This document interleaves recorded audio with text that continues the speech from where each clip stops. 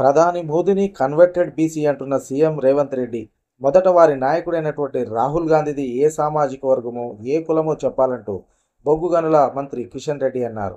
BC రిజర్వేషన్లపై ఇచ్చిన ప్రజెంటేషన్లో ప్రధాని మోదీని కన్వర్టెడ్ బీసీ అన్నారని అన్నారు. సీఎం స్థానంలో ఉన్న వ్యక్తి మిడిమిడి జ్ఞానంతో అవాకులు చెవాకులు మాట్లాడుతున్నారని విమర్శించారు కిషన్ రెడ్డి.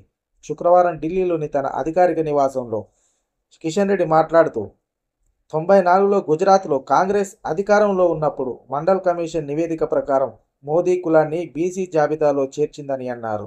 అప్పుడు మోదీ ఎమ్మెల్యేగా కూడా లేరని అన్నారు.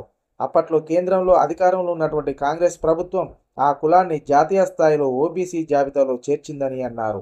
అదే సమయంలో విశ్వబ్రాహ్మణులతో పాటు మరికొన్ని కులాలను కూడా బీసీలో చేర్చారని అన్నారు.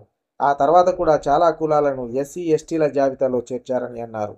మరి వారందరినీ కూడా కన్వర్టెడ్ కులాలకు చెందిన వారని చెబుతారా అంటూ కిషన్ రెడ్డి ప్రశ్నించారు.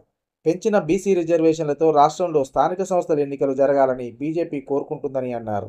అయితే 42% రిజర్వేషన్లు అక్బరుద్దీన్, అసదుద్దీన్, అజారుద్దీన్, షబ్బీర్ అలీ వంటి ముస్లిం వర్గాన్ని కాకుండా పూర్తిగా బీసీలకే అందేలా ఉండాలని పేర్కొన్నారు.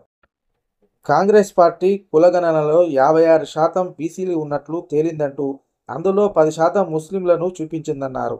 10% ఈబీసీ రిజర్వేషన్లలో ముస్లింలు లబ్ధి పొందే అవకాశం ఉందని, మళ్ళీ బీసీల కింద చూపించి మరో 10% రిజర్వేషన్లు ఇవ్వాలని రేవంత్ రెడ్డి, రాహుల్ ప్రయత్నిస్తున్నారని విమర్శించారు. ఇలా తెచ్చే బీసీ రిజర్వేషన్లతో అసదుద్దీన్ పార్టీ, షబ్బీర్ అలీ, అజారుద్దీన్ వంటి కాంగ్రెస్ నేతలకే లబ్ధి చేకూర్చడమే తప్ప బీసీలకు వనగూరే ప్రయోజనమేమీ లేదన్నారు. తాము కాంగ్రెస్ పార్టీల తూతూ మంత్రం సర్వేలు చేయబోమని, రాజ్యాంగబద్ధంగా కులగణన చేసి బీసీలకు న్యాయం చేస్తామని కిషన్ రెడ్డి ఈ సందర్భంగా అన్నారు.